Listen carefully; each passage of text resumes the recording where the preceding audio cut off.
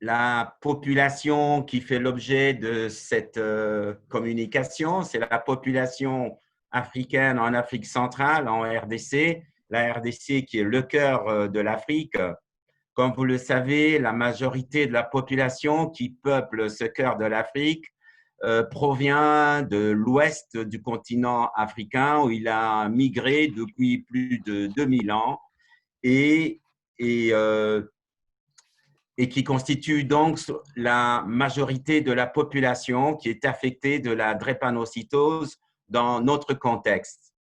On sait aujourd'hui que la drépanocytose en Afrique se présente sous l'aspect de trois grandes familles de drépanocytose qu'on appelle l'haplotype Sénégal, le Bénin et l'haplotype Bantou. Il existe aussi l'haplotype camerounais dont je n'ai pas fait allusion ici. Mon ami Wamba ne va pas m'en vouloir, mais c'est pour dire que l'haplotype Bantou ou centre africain, c'est l'haplotype qui est caractérisé par un taux faible d'hémoglobine F et qui est caractérisé par une expression clinique la plus sévère des différentes formes de drépanocytose.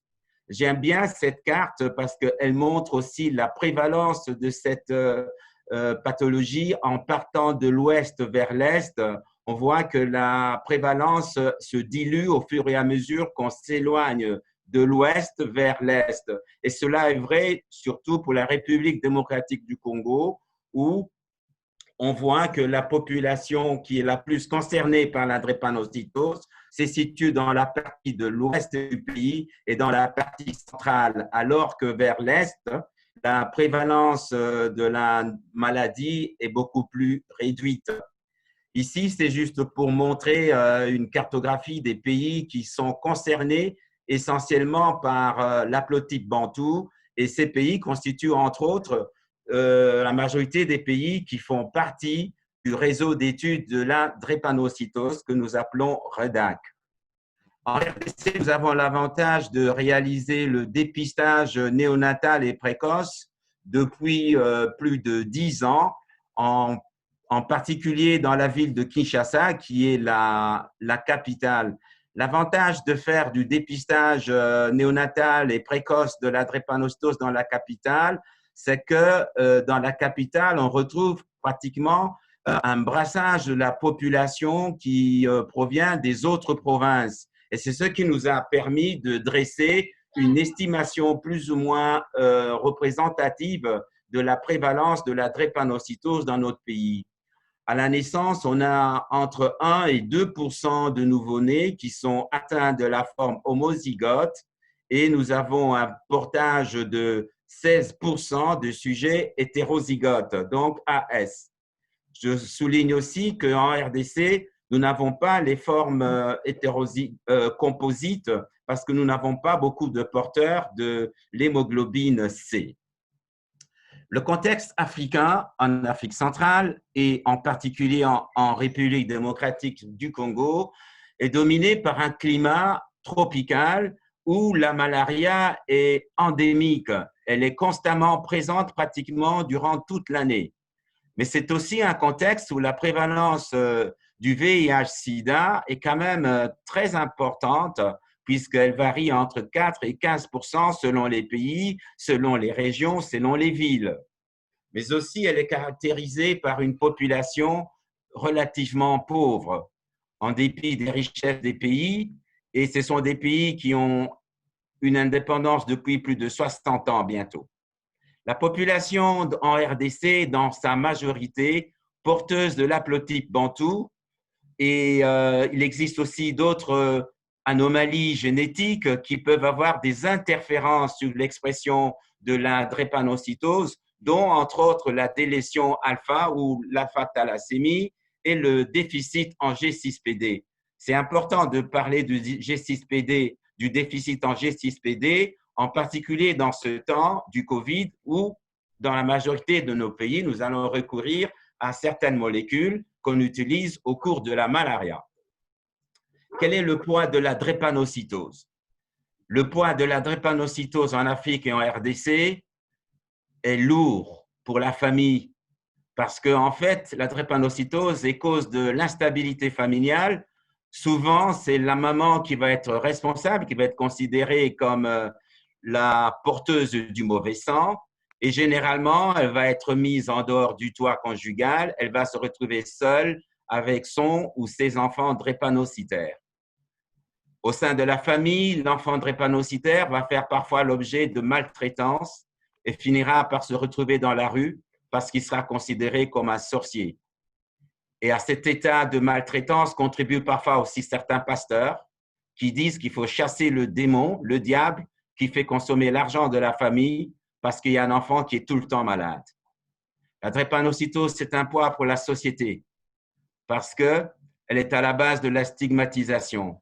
La stigmatisation de la mère qui a des enfants drépanocytaires, la stigmatisation de l'enfant lui-même drépanocytaire et de l'adulte qui sera exclu à l'emploi, exclu parfois et souvent d'ailleurs dans la scolarisation. Enfin, pour le drépanocytaire lui-même, souvent, c'est une cause de dépression, une cause de désespoir. Aussi, cette maladie, elle est caractérisée par un fait important qu'il faut relever, comme les travaux de Julie Makani en Tanzanie l'ont démontré, c'est que les sujets drépanocytaires sont dans l'ensemble des sujets qui sont mal nourris. En RDC, lorsqu'on prend la BMI des enfants drépanocytaires congolais, on a une valeur moyenne de 15,7 kg par surface de mètre carré. Ils sont dénutris. Quel est le tableau clinique de la drépanocytose en RDC? Elle se manifeste très tôt puisque déjà lors des 6 premiers mois, après 3 mois de naissance, la mère va observer dans 60% des cas le signe qu'on appelle le syndrome main-pied, un gonflement du dos, des mains et des pieds, douloureux. Et au cours de ses premiers mois de vie, l'enfant va avoir une anémie aiguë qui va demander une transfusion. Dans la majorité des cas, on ne pense pas à la drépanocytose puisqu'on est dans un contexte de malaria. On pense souvent à la malaria, on va transfuser l'enfant sans faire le test de diagnostic. Ces enfants vont présenter aussi une séquestration splénique. Communément, localement, on l'appelle Kibeka, une grosse rate qui va se caractériser par une augmentation, une réduction de son volume selon les circonstances. Enfin, au cours de ces premiers mois, un des facteurs évidents, c'est la fièvre. Les mères disent que cet enfant faisait tout le temps de la fièvre, qui est expression souvent de septicémie, d'infection pulmonaire, de pneumonie. On a une particularité chez les enfants drépanocytaires en Afrique centrale et en particulier en RDC. Ce qui a été décrit dans les livres de médecine tropicale, entre autres par notre cher maître Marc Gentilini, c'est la réduction de la rate au-delà de l'âge de 5 ans. Eh bien, dans notre contexte, 30% de nos enfants gardent une grosse rate. Celle-ci est même parfois énorme. Elle fait l'objet parfois d'absédation, de nécrose aseptique. La question que nous nous posons, c'est de savoir si cette rate, elle est énorme parce que ces enfants vivent dans un milieu endémique de la malaria, ou encore probablement elle est liée à la délétion alphatale, comme on peut l'observer aussi dans la population indienne, mais très probablement elle est liée aussi à la surcharge en fer que subissent ces enfants qui sont polytransfusés. Les infections sont souvent sévères. Elles sont caractérisées par des pneumonies, méningites, chez des enfants très jeunes, même déjà avant l'âge de 2 ans. Des méningites qui donnent des tableaux sévères comme ceux que vous pouvez voir sur ces clichés, avec une hypertension du cou, des pneumonies, un purpura.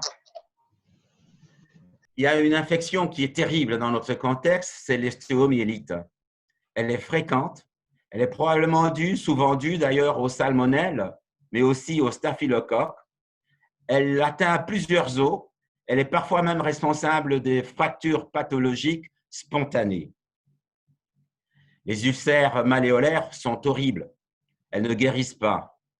Malgré les greffes répétées, ces enfants ou ces adultes d'ailleurs vont souvent être des clients des hôpitaux parce que ces ulcères sont récidivante. Il y a une infection que l'on semble parfois oublier, c'est la tuberculose. Dans notre expérience en Afrique centrale, en particulier en RDC, les enfants drépanocytaires sont hyper susceptibles aux bacilles de Koch. Soit ils font une tuberculose pulmonaire, mais bien souvent, ils font une tuberculose osseuse, la maladie de Pott. Ils subissent aussi les nécroses aseptiques, qui n'intéressent pas que la hanche, qui est souvent cause de boiterie. Chez des jeunes enfants, déjà à 8, 9, 10 ans, on voit des petits-enfants qui boitent et des adolescents, mais ça intéresse aussi l'épaule. Il y a d'autres signes qui sont assez fréquents, mais il faut y penser. C'est la tuméfaction brutale que l'on peut avoir sur le cuir chevelu d'un enfant et qui va disparaître en 48 heures sans laisser de traces. Et souvent, parfois, lorsque par un acte non indiqué, on pique, on en retire un liquide hématique. Ces complications ne sont pas à négliger. Elles montrent combien cette maladie, on ne la connaît pas suffisamment. Il y a d'autres manifestations que je voudrais bien rappeler ici. Ce sont les épisodes d'épistaxis. Lorsqu'on interroge nos enfants dans leur histoire, lorsqu'ils sont adolescents, on trouve qu'entre 15 à 20% ont une histoire de saignement nasal spontané dont la cause jusqu'aujourd'hui est encore inconnue. Lorsqu'on a l'habitude d'ouvrir la bouche de ses enfants, 30 à 40%, si pas plus maintenant, présentent des hypertrophies tonsillaires.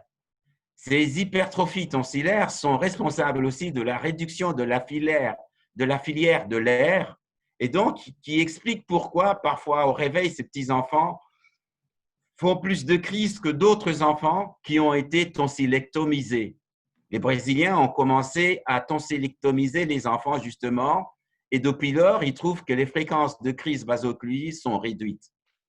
Dans notre contexte, nous avons observé aussi des signes particuliers dont la cause n'est pas clairement connue. Ce sont des glossites à langue géographique.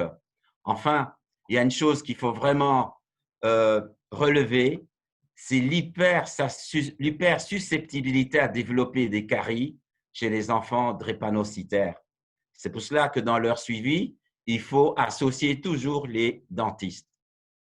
Dans notre contexte, milieu tropical, où nous avons beaucoup d'insectes, nous observons beaucoup de piqûres d'insectes, très probablement, mais avec des réactions, comme des réactions allergiques, comme vous pouvez voir sur ces jambes de ces jeunes enfants, et qui donnent des macules colorées, parfois prurigineuses, mais pas toujours, et qui diminuent très lentement. Ça pose un gros problème pour des raisons esthétiques, surtout chez les jeunes filles. On a aussi une prévalence particulièrement élevée des teignes tondeuses chez les enfants drépanocytaires. Enfin, je voudrais relever une autre susceptibilité de ces enfants. C'est l'infection au virus responsable du Kaposi, le HHV8. Dans un travail que nous avons réalisé avec l'équipe de nos amis parisiens, on a noté que la présence des anticorps anti-HHV8 chez 16% des enfants drépanocytaires, pour la majorité d'origine africaine, mais qui vivent en France. Lorsqu'on fait la même prévalence, on recherche les mêmes anticorps chez les sujets drépanocytaires qui vivent à Kinshasa, on trouve que la prévalence est de 34%, donc nettement beaucoup plus élevée. Et lorsqu'on compare cette même prévalence chez les sujets européens qui sont atteints de la bêta-thalassémie, on ne la retrouve pas du tout. Ce qui montre que le sujet drépanocytaire présente un tropisme particulier pour le virus HHV8. On a d'autres complications, mais qu'il faut savoir rechercher lorsqu'on a les moyens de diagnostic et de suivi. Lorsqu'on peut faire la spirométrie chez les sujets drépanocytaires, déjà chez les enfants, on trouve que 30 à 40% présentent un syndrome restrictif ou encore un syndrome obstructif. La majorité de nos sujets drépanocytaires, même à l'âge adulte, vous parleront d'un problème d'asthme. Et il faut donc savoir rechercher ces anomalies pour savoir les prendre en charge à temps. Enfin, une autre complication que nous connaissons en Afrique sous le terme de AVC. Eh bien oui, elle est présente chez les petits-enfants, comme le petit que vous voyez ici de moins de 4 ans, qui a déjà présenté un AVC. Eh bien oui, les AVC sont fréquentes dans notre contexte. Il faut savoir les rechercher à temps parce qu'on peut vraiment atténuer les complications liées à ces complications en utilisant le Doppler transcrânien. Et ces enfants et ces adultes aussi, ils meurent de quoi finalement? Ils meurent à cause de l'anémie aiguë, au cours de la malaria ou au cours des séquestrations spléniques.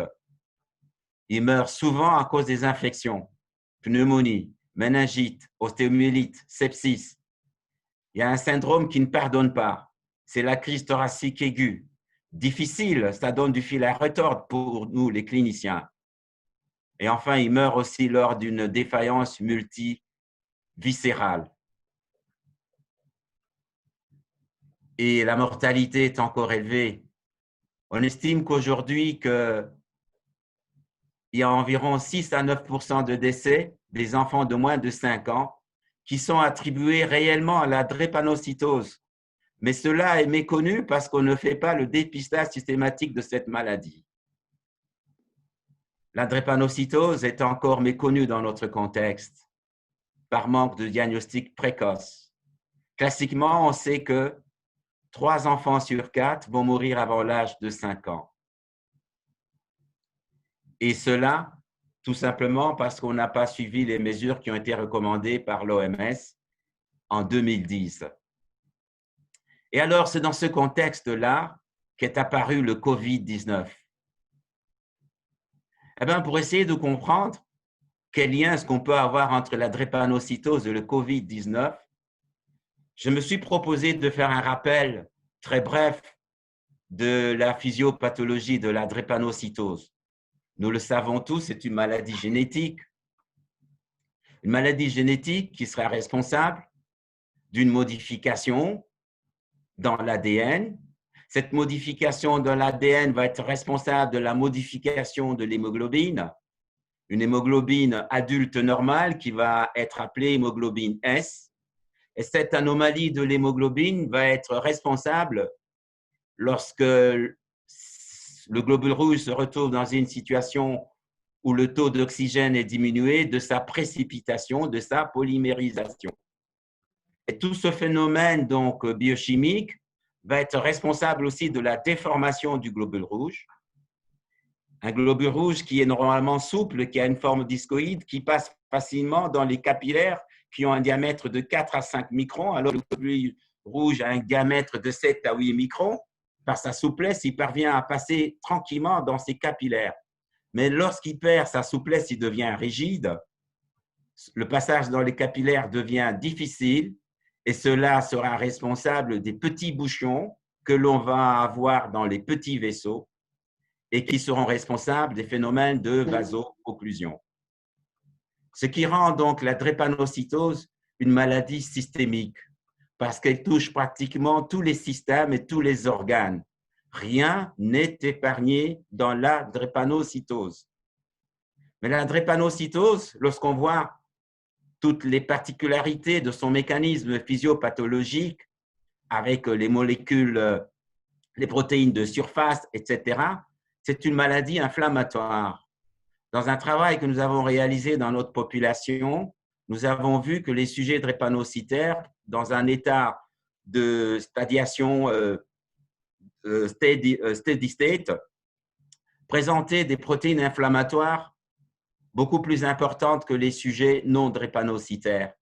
Et ils présentaient un pic de gamma-globuline beaucoup plus important, ce qui montre qu'ils sont continuellement hyper-stimulés par évidemment des cytokines inflammatoires et que leur système immunitaire est tout le temps en hyper-fonctionnement, ce qui explique justement les pics de gamma-globuline qu'on observe chez eux. La drépanocytose est une maladie rhéologique. Mon ami Bob Giraud disait, c'est une maladie thromboembolique. Elle concerne les petits vaisseaux, mais également les gros vaisseaux.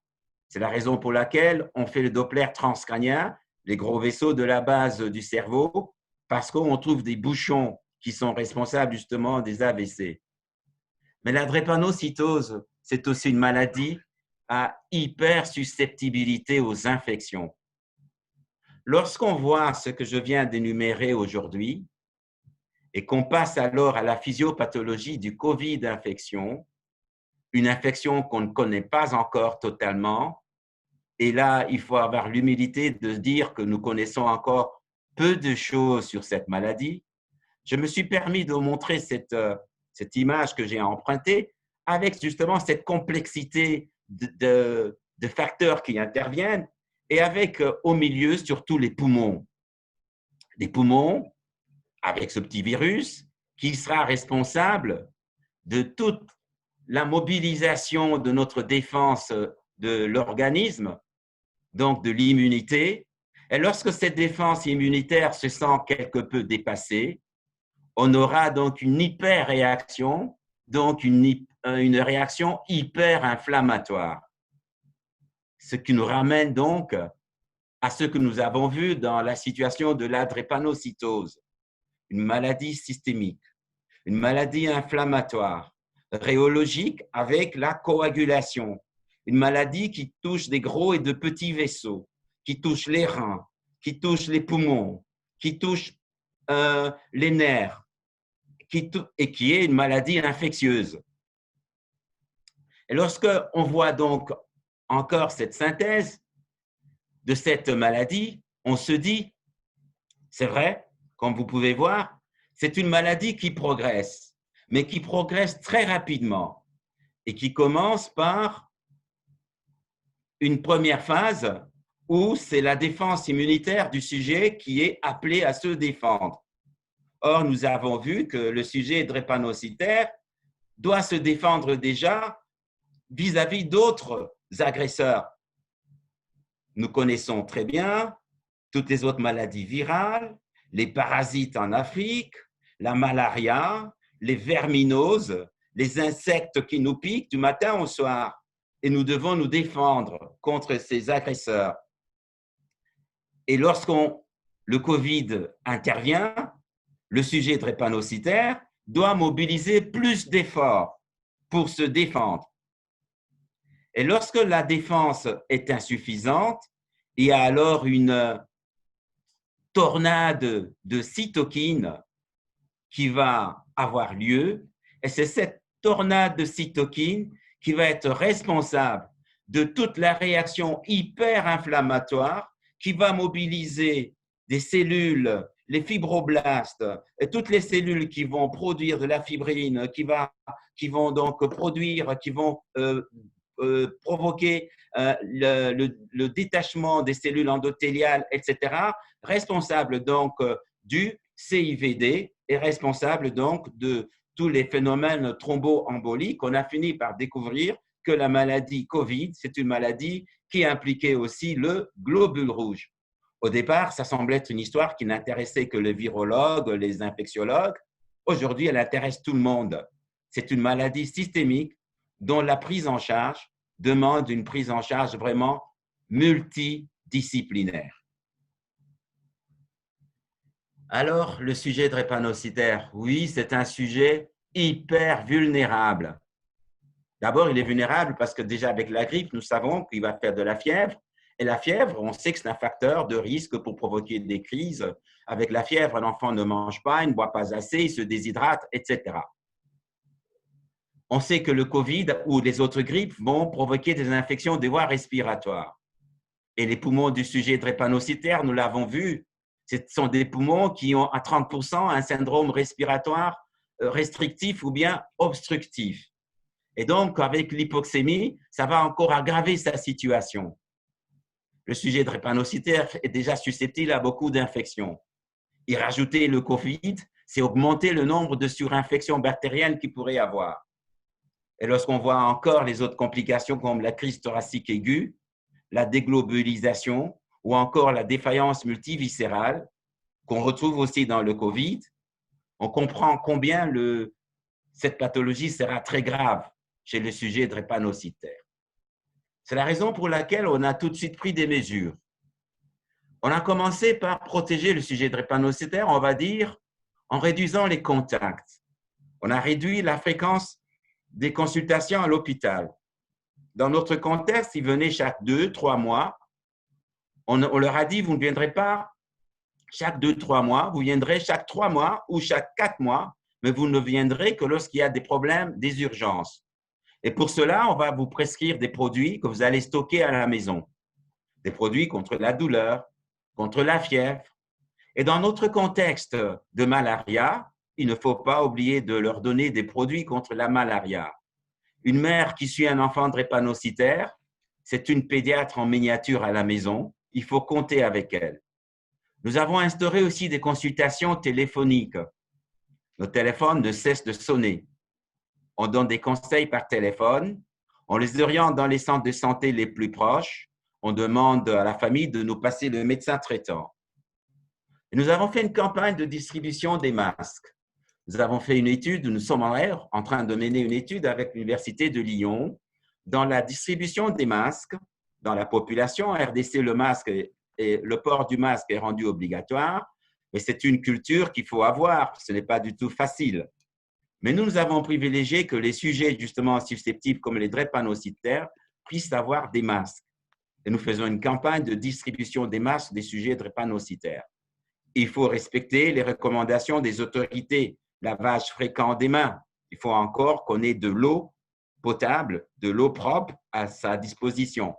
Il faut respecter la distanciation sociale. Et dans la prise en charge habituelle, il ne faut pas oublier les médicaments qu'il faut leur remettre, l'acide folique, le régime alimentaire équilibré. J'ai l'habitude de dire aux parents qu'avec la drépanocytose, il n'y a pas de tabou. Il n'y a pas de tabou en ce qui concerne le repas. Un enfant drépanocytaire peut bien manger ce qu'on appelle le pundu ou les feuilles de manioc. On ne voit pas pourquoi il faut l'en priver. Il faut lui donner des vermifuges.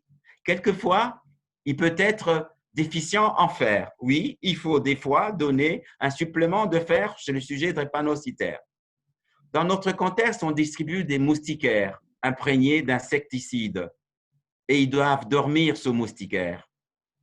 Mais dans certains pays où on peut donner encore une prophylaxie antimalarienne, il faut le faire. En RDC, malheureusement, nous n'avons aucune molécule que nous pouvons proposer. Et vous savez que pour le COVID, on parle de plus en plus de l'hydroxychloroquine qui présente une résistance pour la malaria. Il faut vacciner régulièrement ces sujets drépanocytaires. C'est pour ça, en cette période, il faut veiller à ce que leur calendrier vaccinal soit respecté. D'abord, le calendrier PEV et les rappels anti-hémophilus et anti-pneumocoque. Il faut assurer la pénicillinoprophylaxie pour empêcher justement les surinfections bactériennes. Et il faut assurer un suivi précoce et régulier de la drépanocytose. Enfin, il y a une molécule, un médicament. C'est l'unique médicament disponible à l'heure actuelle pour atténuer les symptômes et les complications de la drépanocytose. C'est l'hydroxurée. Il faut, dans la mesure du possible, assurer ce produit à tous nos enfants drépanocytaires. Enfin, dans cette période de COVID, où parfois on a moins de malades, où parfois nous sommes confinés, il faut profiter pour assurer la formation continue. Et ici, je salue l'initiative de la Société ivoirienne de pédiatrie et de la Fondation LIA et Drépavi pour continuer à former le personnel dans ce temps de confinement. Ce personnel infirmier, technicien de laboratoire, médecin et tout autre personnel. C'est grâce à cela que nous pourrons mieux assurer le suivi de ces enfants drépanocytaires en cette période difficile du COVID-19. Merci pour votre attention.